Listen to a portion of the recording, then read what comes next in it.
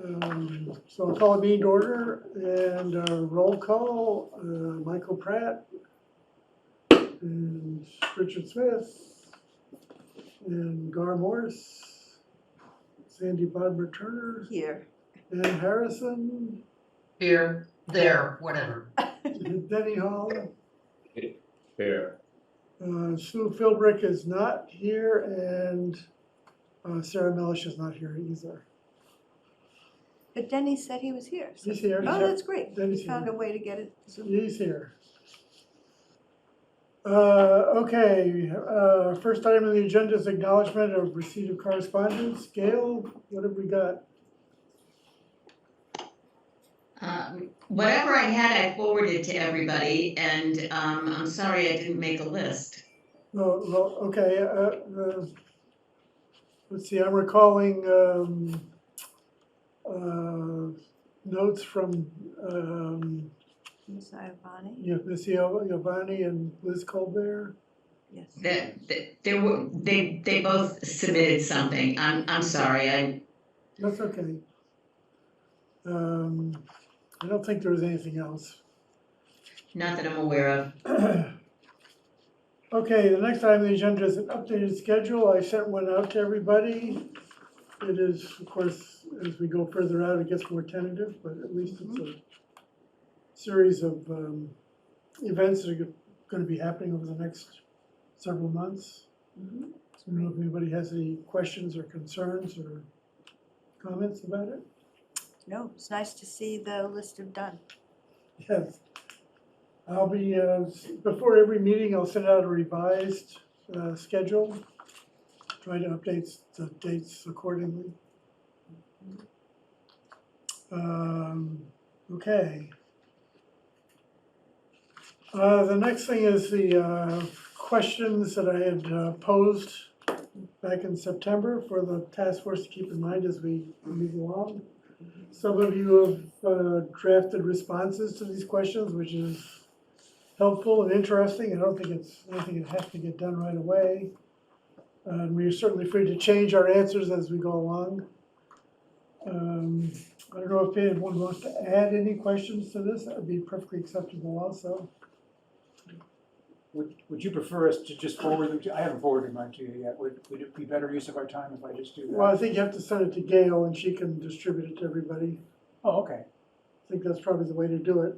And again, you know, it's really informal. It's not meant to be a, it's not a test. Yeah, no, I think it's a useful list of focus points. Yeah. Taking the sense of the task. Yeah, well, I think that's important to do. And I think at the next meeting, maybe I'll sort of summarize where people seem to be grouping their thoughts, if that's the way to put it. Okay, well, now let's go to the main topic of this evening's meeting, which is a proposal for consulting services that the town received a week ago. And Richard and Gar and I met with Greg and we interviewed Emily Innes, who was the proposer. She was in a combination with a firm called RKG, which is a bigger company than hers. I don't know, Richard and Gar, can you sort of summarize your thoughts on the interview? Well, I had a generally positive impression of her. I do not like consultants because I think they tend to be people that, groups lean on and don't get much response from. But so I was negatively inclined when I started, and I found her to be remarkably clear in her answers. She didn't use a lot of acronyms or techno speak, and so I liked the way she answered. She obviously is familiar with the agency that we're dealing with, which used to be called the DHCD and is now called something else. And so I was pretty impressed, notwithstanding my preliminary adverse attitude. And I asked her a couple of relevant questions for me, and she answered them fairly directly. So I was I'm, you know, I'm sort of inclined to go along with it. Okay, Richard? I describe my reaction as that I heartily endorse the inevitable, because we only had one applicant. It disturbs me that we only had one applicant. But I think we can all understand the reason, because this is a new law, there's a lot of people looking for consultants, and that's the way it is. I have the sense myself that her viewpoint on what constitutes a good solution is not necessarily the same as what I would constitute a good solution. I don't know how that'll pan out with the rest of the task force or the town. I do think that she seems to have, herself at least, the technical skills and understanding of the zoning code to be of assistance to us, and that's what it's all about. But I left it thinking, boy, we'd better really have our ducks in a row here to decide what we find to be the best solution, because what they find to be the best solution may be a different set of goals than this town has. It was just one applicant? Just one applicant, that's right. Eight RFQs went out. So the reason that probably happened is there are 177 towns in the same position we are. And there are Supply, probably, demand imbalance, demand is through the roof, supply Right. is what it exactly, is. so we're, in a way, we're lucky to have one, and she seemed very competent, I would say. And seemed- Well, Is for it a- instance, Is it a money thing or? Well, the money thing is an interesting thing, because this is a fixed price contract. But when you, and the price is $50,000, I Yeah. believe. That's right. and when you get down, it's a fixed price contract, so anybody who's ever had a fixed price contract knows that that means you're gonna get pushback if you draw too much on services, and this is a very squishy project, where the demand for services that comes from us could vary wildly depending upon how we pursue our goals. And I asked her that question, and, you know, she gave me the best answer she could. There really is no good answer for it. She gave a good answer. I have no idea the market value for a contract of this. I don't know if 50 grand is a lot or a little or it's spot on, but I guess my question would be, when we created or drafted the RFQs, what did we use as a basis? Like, So the Betsy drafted it, I think she probably used a template from the state to do it, and I reviewed it, and I think Richard looked at it also. Seemed to cover the basis of, in terms of a request for proposals, it seemed to cover all the things that we would need to have happen. so to your point, there's 177 or whatever the number is towns that are all looking for this help. And so is it fair to say that our RFQ looked pretty similar to all those other towns I without suspect- having looked at them? But Yeah, I think it probably did. I think everyone was asking for the same thing. She is from Newburyport, and she's worked a lot with coastal communities, like Marblehead and Beverly and so forth. So I think that's why she was willing to submit a proposal here. Honestly, I think the best guide in this case is probably reputation, because given the fact that we don't truly know the skills set there, we just know that she came across well. We don't truly know what depth of services they're going to provide, because when you look at the scope of services and you look at the proposal, it could be a wide variety. There's a lot of room in there for really fantastic service and minimally adequate service. And Greg said he got glowing reports from the references. We suggested that he call some other towns to see what their experience was. Yeah, and he said that everyone he talked to gave a glowing recommendation. which is great, but just to be clear, the prior work that this person or organization did was not obviously specifically on this subject matter. I asked that question. Oh, Well, I think, didn't she? she's worked She with did the sample zoning code. like 5 MBTA communities. And they had an earlier deadline. Some of them, She's close to bringing several to applicant stage. So she's So she run through the has- cycle on that. She has done she some. has done this. Yeah. So I should summarize what exactly she would do for us. And the way she puts it, the first and most important thing is to decide on what the district is. Because that kind of sets the tone for everything else we're trying to do. So what she can do with her computer model, with the state's computer model, is test various district sizes and configurations to see how close to compliance we already are. And I pointed out to her that we're not gonna be very compliant because we don't allow multifamily housing here at all anyway. And she said, that's fine, so then we can just make some assumptions about what we might be willing to do. And based on those assumptions, she can tell us whether this district or that district is gonna be close or far away from compliance.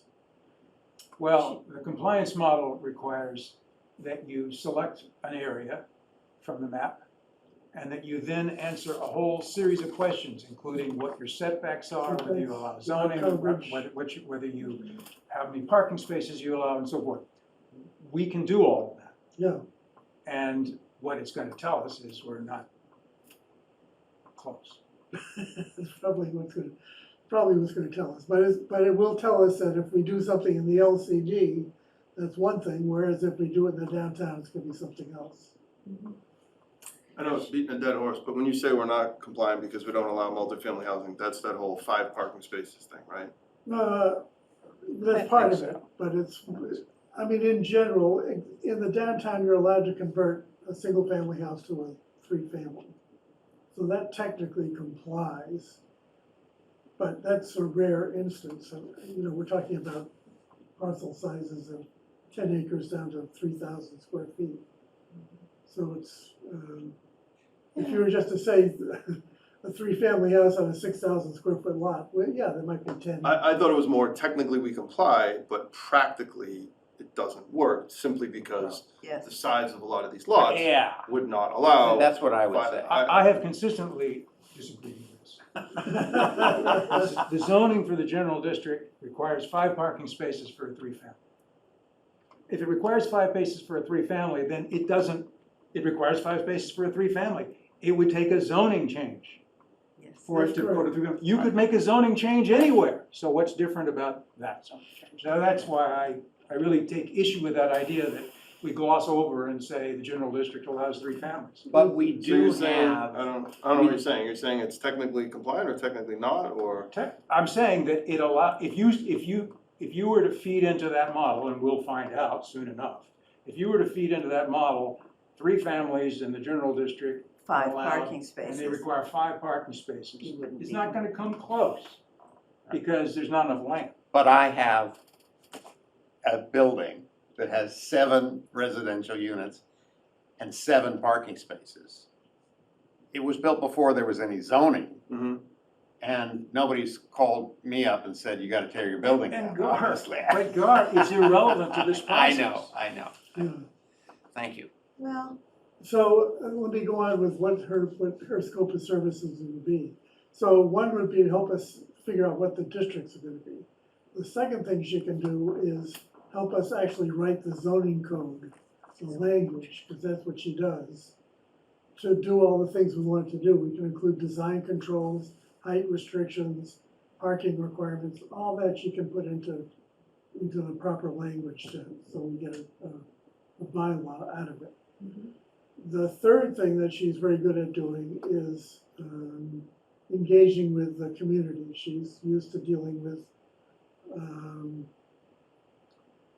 opposition for things. She's used to explaining what this MBTA thing is all about and trying to engage the community in that effort. Then her partner team, RKG Associates, they specialize in economic feasibility, so they can do economic analysis of what the zoning change might be in terms of the town's fiscal situation, and also help us with getting approval to do, say, 20% affordable units in the district, and the retail on the first floor part that the state requires there be some economic feasibility to do. So when they do that economic feasibility, what, like, what kind of inputs did they put? Obviously, property tax revenue on one Okay. side, Schools, sewer, police, Yeah, they'll fire, figure out all they're that. doing water, soup to nuts, everything. that's what I would say. I mean, that's what I would hope, I just, Yeah, That's what we would all hope. I would Yeah. hope, but I, you know, Well, we'll Absolutely. find you out. never know, I mean. And Yeah. we kind of asked that question, we said, Yeah, well, we did. and we said sewer, water, blah, blah, you know, all of, and she said, yeah. And the biggest, obviously, the biggest, you know, subjective input to that is gonna be the schools. Right, In the sense that, right, you're gonna have to pro forma, more you know, kids, and it, well, you're gonna have to Or- assume, like, Right. okay, every 2-bedroom apartment has So many 2 kids, or a 1-bedroom apartment has 0, or, you Yeah, know. exactly, Something that's like right, that. that's what they do, yeah. Mhm. The thing I was encouraged about reading her proposal was that she and RKG both have worked with the state, and they helped to design the compliance modeling and also helped to design the sample zoning. So they're very familiar. I basically view them as an extension of the state. We're dealing with the enemy. And you're usually No, I cheering don't know whether they're, I'm not saying it's the enemy, I'm no, just saying. I it's- know, I know, But I know. They No. can be a good bridge for But us. they're not babes in the woods. you Right, know, right. They know what's going on. And they can be a bridge depending on how we manage them. They also offered, and I think this is important for us to figure out what we're gonna do with, and they offered, or we requested and they offered, a pricing on some follow-ons, including a form-based zoning follow-on, and, It's like historic stuff. no, it's more, you It's know, more specific. what, not, no flat roofs, what's Oh, the, okay, okay. what are the materials that are gonna be used, what do we allow? It's gonna affect what the buildings look like as opposed to what the setbacks are. And, So is it more of a design, is form-based zoning more of a kind of strict design standard? Yeah, basically, it looks at every lot and says, this is be the best kind of building and use on that lot. Wow. Are most of these consultant contracts fixed price ones? Or- Yeah, they probably are, yes. I would think most towns would find it hard to budget if it wasn't, right? But to your point, you know, it's fixed price, which means there's clearly an implicit or assumed number of hours, right? You know, baked in there, and to your point, once you hit that, right? Yeah, You use the contract's full, 50 grand, done, it's gonna be right? harder and harder to get in. So what she promised was, as long as we don't change the scope of the work significantly, she's gonna stay with her fixed price. Is there stated hours in there or no? No. Just as for the work that has to get done. There's an hourly that- quote, there's an implicit one, because There there's is, a yeah, quote by there's a- Hourly rates. An for the hourly But rate. you don't know folks there. who's doing what. There's an hourly rate for each of the But you don't- different that's kinds right. of people in each Okay, but firm. what are those 2 rates?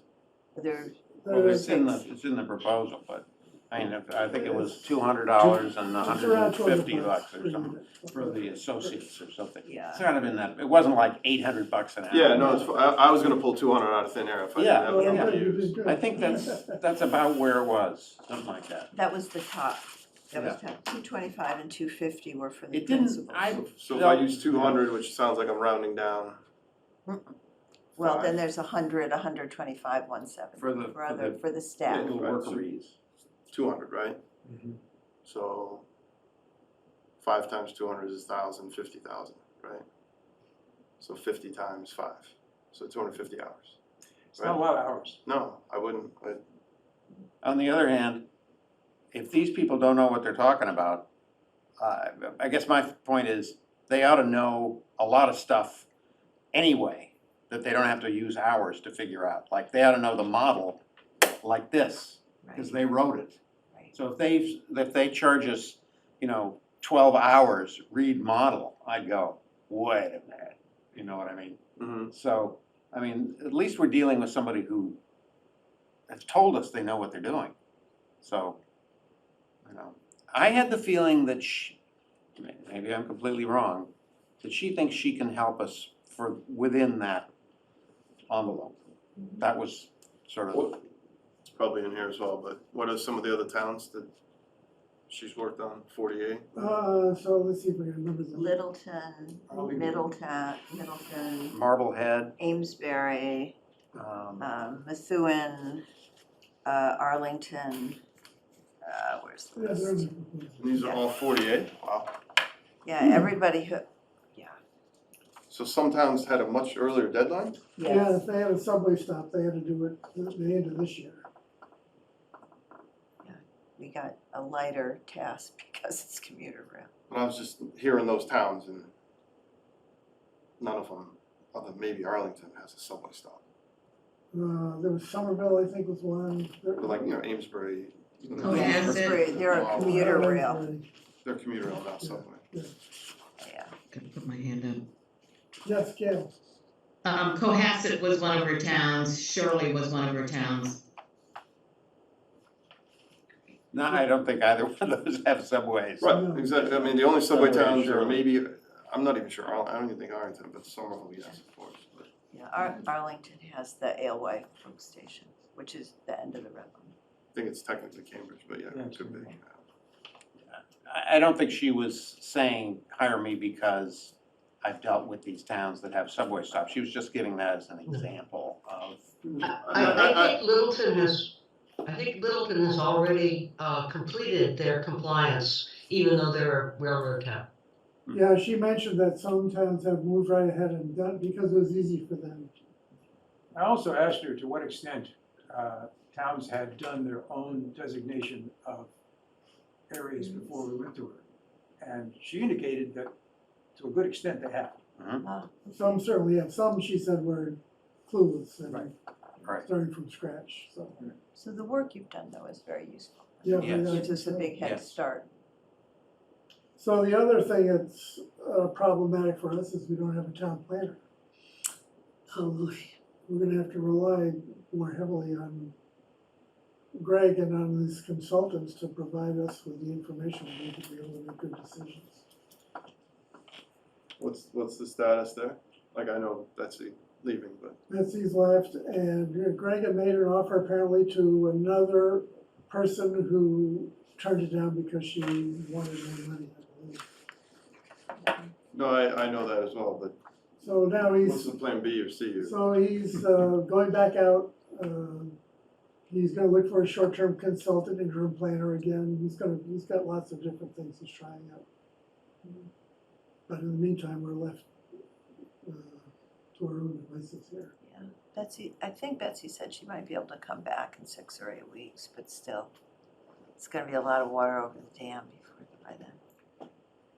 So in terms of voting for or against or whatever, this particular, I mean, number one, it sounds moot because there's only one, so you're either saying yay or nothing, I Yeah, guess. yeah, Well, That's if what she you're- was bad, you'd say no. yeah. No, but I'm just saying, your only choice, it's not like you can choose between 3 or 4 different. That's right. Your choice is yes to this or No. no, which means nothing. That's Those are your right. 2 choices. And we wouldn't know, we have no idea when we would find another person ready to support another RFQ, and we don't Right. really have a Time. great reason to turn it down. Yeah. No, I mean, she's a valid. Yeah. Legitimate candidate with knowledge. If she were a total numbskull and, didn't know what she was talking about and came in from West No Place, then I'd say, we don't need this. No, I But- agree, and maybe No. she's the best ever, it's just whenever I do an RFQ, I like to see multiple bids, so that you feel better that you're picking the best choice. Yes. Yeah, That we was all our do. I hope. quite We agree, all like that. quite agree. I always felt good when I was the only proposal. Right, exactly. As the bidder, you were in her shoes. Uh-huh. Make a few changes on that before I send it out. Danny, do you have any thoughts on this? I'm sorry, were you asking me? Yeah, I'm asking you for your opinion on all this. Well, it sounds to me like we don't have a lot of choices to choose from, and if this person is competent or apparently competent, I would maybe suggest talking to some of the towns that she cited as that she's working for, just to make sure that Dora's impression is accurate. Aside from that, we obviously need help. There's only one. I'm uncomfortable with just one, but if that's what we have, that's what we got. So let's move on it. Okay, yeah, no, Greg did check with references and talked to a lot of these towns, and they all gave glowing recommendations, so. And I think I heard the question even before meeting was called to order, but I'll ask it again. We can vote, but really, we're just So- advising, we're not the actual decision maker, is that right? That's correct, it's the town put out the RFP or the RFQ and asked us to participate. Greg asked us to participate, so So the select board is the ultimate decision? I think Greg makes the call himself as the town administrator. Is that right, Ann? Yeah, Greg is the hiring authority. So I would propose. I'm sure he'll listen to your Yeah, I think he would advice. he probably would not sign the contract if we all unanimously said no, that's for sure. So I would propose we recommend to the administrator that he move forward. I would say that he needs to look at the fixed price contract with the understanding that some metric is provided as to the number of hours spent, and that if the called for number of hours is not spent, that we get a savings against that fixed price, which is something I've done with many contractors and other consultants over the years, and that's a perfectly reasonable thing, and it's not totally gratuitous, it's, you know. Yeah, and I think that would go the other way too, then let us know if we're using up too many. Absolutely. hours. Absolutely. Is that a motion, Gar? That's a motion, it's a proposal or a motion or I just had one quick follow-up question on your point, which is logistically, like, when would this start? And then to your point, who's gonna be the primary contact Oh. over here if this starts in a week, I'm just making that up, and Yeah. then we don't have a town planner in a week, like, how does that work? That's a great question. That is a good question. So Greg is the pro tem planner, so he would be the contact. Emily Innes herself said she would be the prime contact for their operation. And they'd be ready to start as soon as we get a contract worked out, that's what they said. If we're doing anything in this task force, we're going to be the significant part of the contact. Absolutely. Because the obvious initial process here, which is picking the zoning area, I mean, it's not Greg. No, Greg is gonna, absolutely. So I don't really, I don't mean to push back, because I'm just not sure that that's really who the primary contact is gonna be. Greg's gotta take orders from Chris, I think, as, Well, Can on she behalf- talk to Greg? I mean, can you be the Sure, contact? sure, yeah, of course. Yeah. I guess I misunderstood the question. I think that the, Okay, I think it's appropriate that Greg be the person who track hours, and the mechanics of it. The actual work obviously should be going through Chris and the board and the committee, or the task force. you took the words right out of my mouth, Ann, thank you. Yeah, that makes sense, Yeah. perfect sense. Okay. So that'd be regardless of whether we had a full-time planner or not? If we had a. Let's face that when we face it. It's a sort of moot question right now. Just a big problem I'm illuminating, I guess, that's all. it is a big problem. Sure is. But we can't Can't can't stop. stop the world Cannot because we don't stop. have a planner. We gotta grapple with the realities. She of mentioned- what we got here. Yes, that's Yeah. right. And she mentioned, by the way, that she'd worked with a number of communities that didn't have planners. It's not the first time she's run into this. It's just surprising hearing those towns rattle off, because they sound, on the average, a lot bigger than us, but.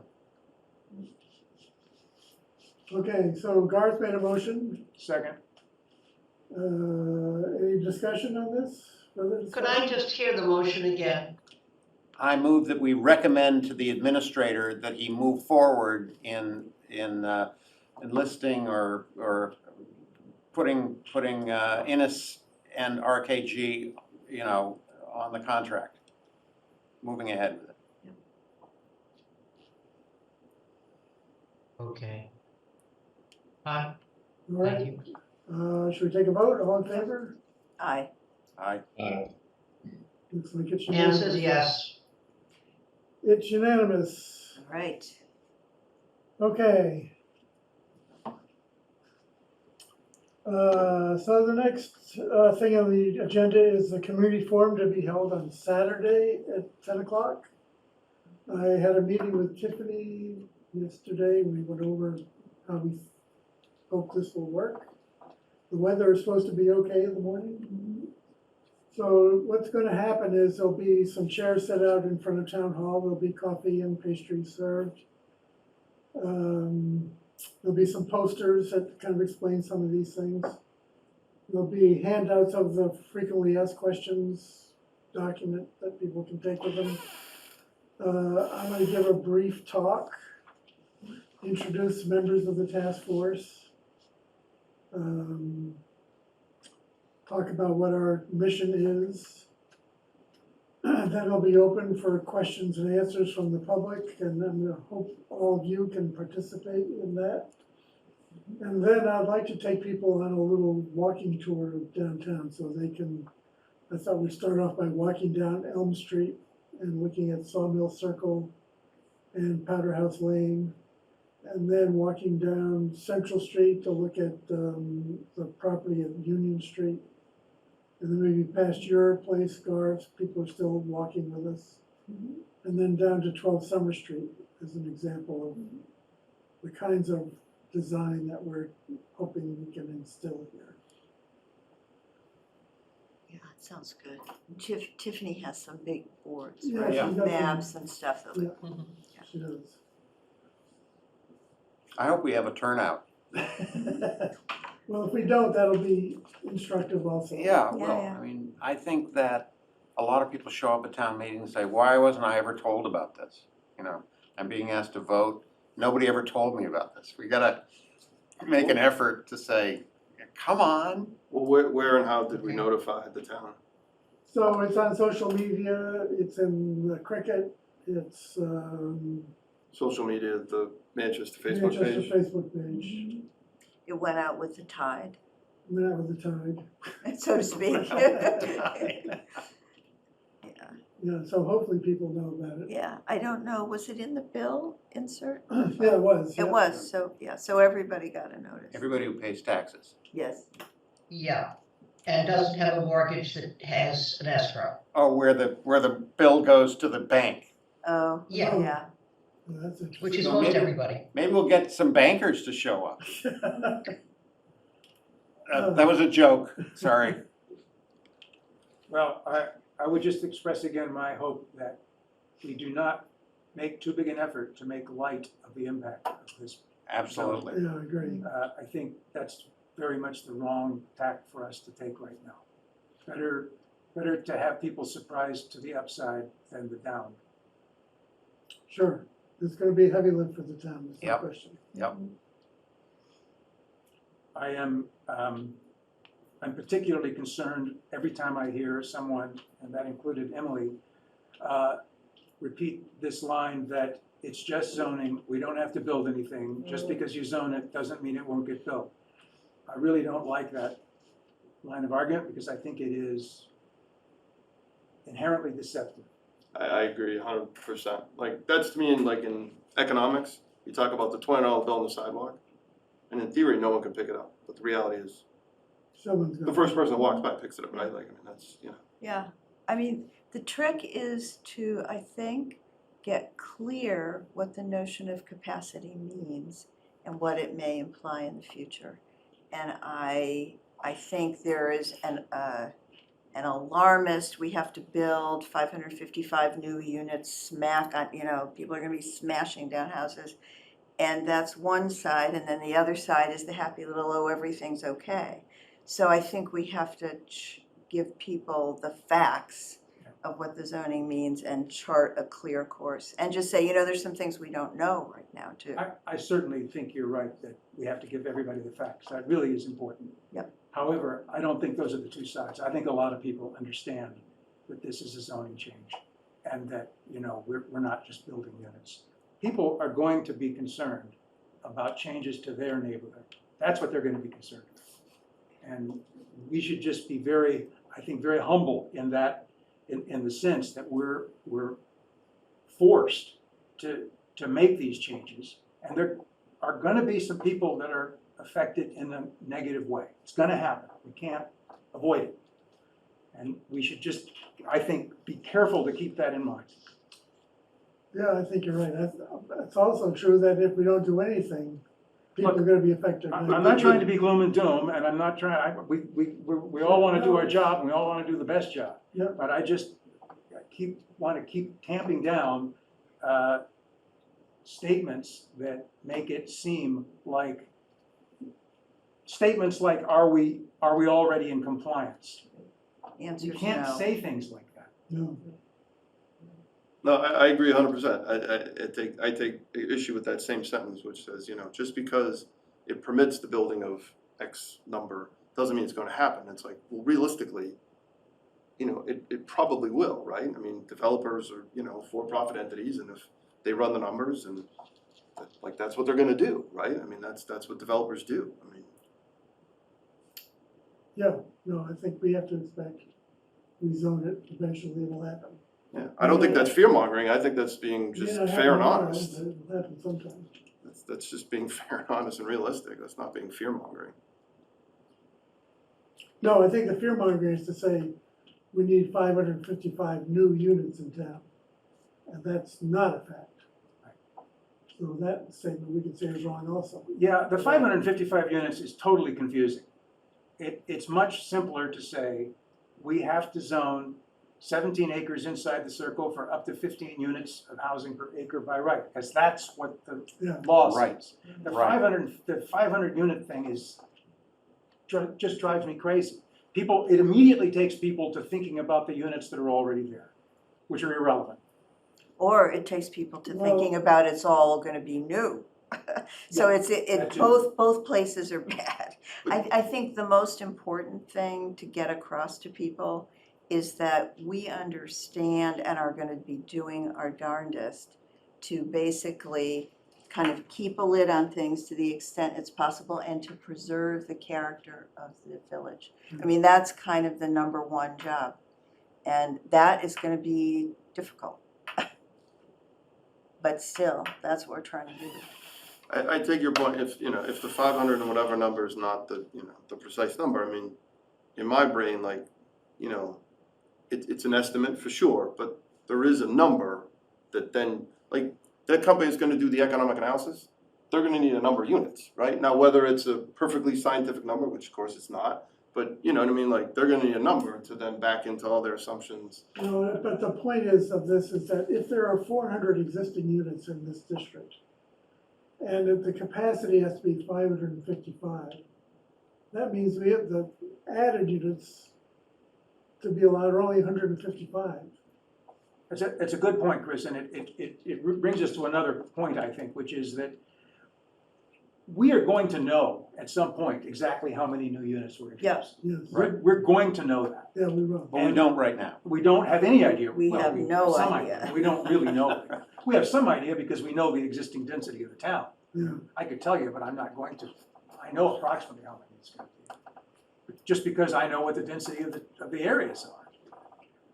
but we don't know what the district is, so that's gonna make a huge difference. You look at the streets, and there's not that many differences. There's a few. But it's important, I think, for us to always keep in mind that we don't have decisions made yet. We're gonna have to put those out to the town, and people are gonna get a Yes. chance to comment on them. Yeah. And Yes. that's gonna be a tricky process for us, but it's an important one. It's essential to the whole thing. So that 500 and whatever number, where did that come? It came from somewhere. If you had, Yeah, it comes from 37 acres that we have to zone. Times 15. Times 15 units per acre, so it's if you're building 15. on a cow pasture, we'd Right, be adding 550 units. but we're not a cow pasture. But you could tear down stuff and replace. Sure, but if you tear down units, You don't Just wanna gonna tear replace down them. units.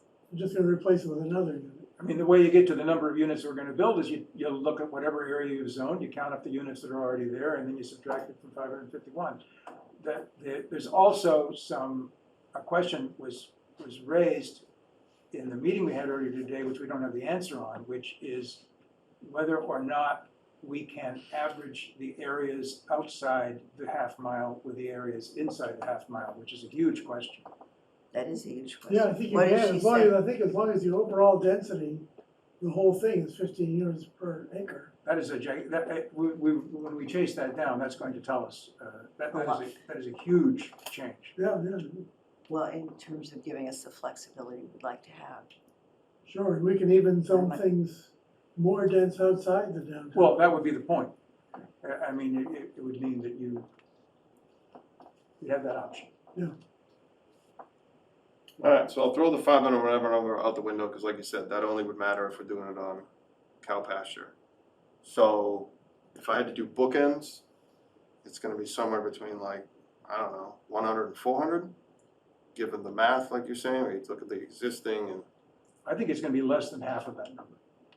alright, but my range might be wide, but Yeah, I think it would be tough to get over 300 actually, but who knows? Right. If we say everything's gonna be in the LCD, then it's gonna be 555 This- new units. This lady this person we talked to this afternoon, I think can help us answer that question. Oh, yeah, Yeah. sure. And she can vet it with the authorities, which is valuable. Yeah. So, we need that answer, obviously. Yeah, well, it all comes down to what areas we pick. Yeah, That's the only variable. And the question is, do we want to put it in an area where we're actually putting the historic district at risk? Or do we want to put it in another area where it's less dense, so we have to build that, there are more potential new units, but will have less effect on, the historic district? Yeah, those, that's. good question. Yeah, that's Yeah. exactly the question. Lots to balance, lots to balance.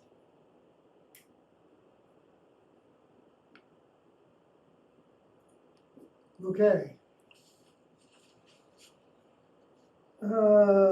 Next up on the agenda is approval of the meeting minutes for September 21st. Can I interrupt for just a second? Sure, yes, go ahead. I just wanted to make sure before we start the thing on Saturday morning, you're gonna talk, we're gonna have coffee and pastries, Before the talk and And- after. I'm gonna show up, Yeah, we're all gonna hopefully be there. hopefully, other members of the task force. Probably not Ann. No, No. she should not show up. Alas, No Anne, way. what you would do No to way. get out of another public But forum? hopefully, other members of the task force will be there. And I think we have to be, shall we say, circumspect about trying to stick to the facts as we know them versus making jokes, which I won't do.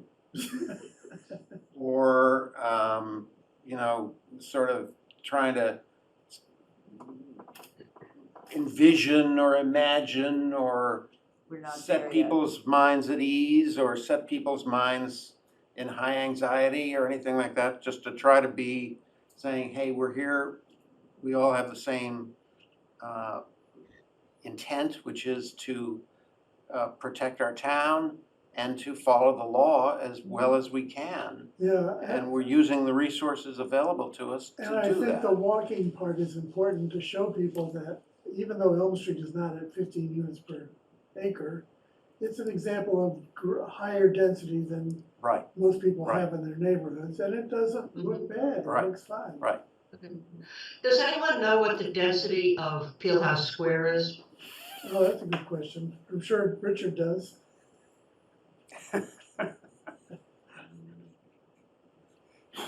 Don't wait for me. I'll do This that. is, Yeah. this is like the, It's like 3 Okay, or and 4 the that- other one minutes. that the show, other the one that's of $64,000 interest is- question where the guy goes into the isolation booth and has to answer the Church. question.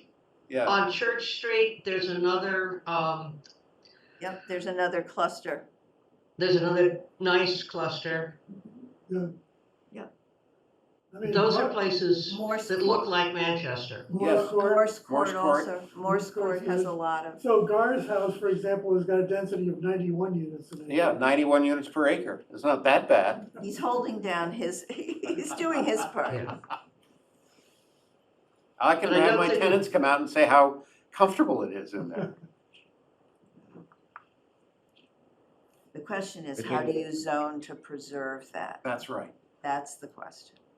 I think the design guidelines are gonna be really important. Absolutely. Yep. Yeah. Yes, and we don't, at this point, have funding for them in a forms-based approach afterwards. Not the form-based, but they are gonna provide us design guidelines, which will be very helpful. Oh, good. I think form-based may be somewhat beyond the scope of this committee.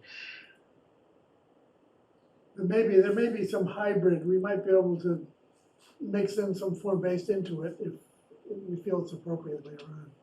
My figure for Peel House Square is 12.68. Units per acre. So 1.6. close to what they're asking us for.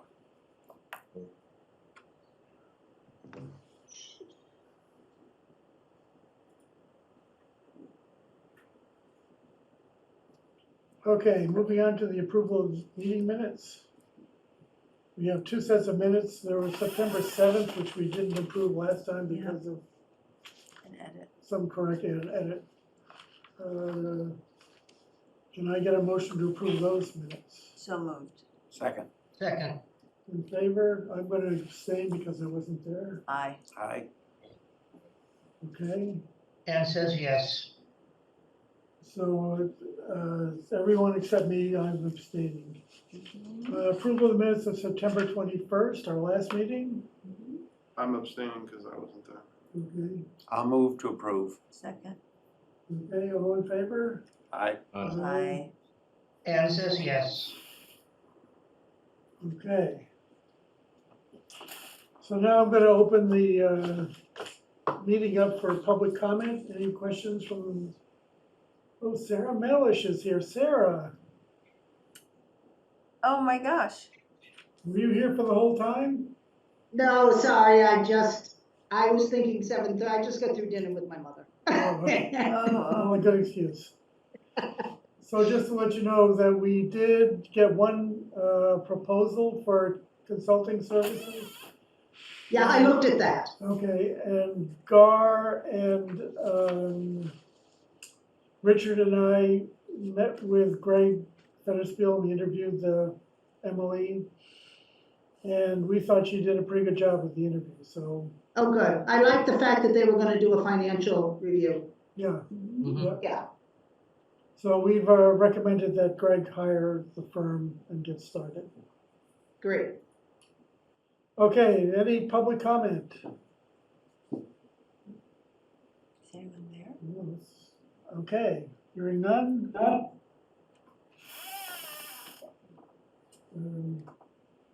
Any other, I don't have any other matters that we needed to discuss tonight, so, Yeah. I would just request that with regards to this consultant and the contract that, you know, we just get email updates, I assume from Greg in terms of how the process is going, yeah, they accept, when do they start, blah, blah, blah. yep, excellent idea, yep, that's good. Yeah.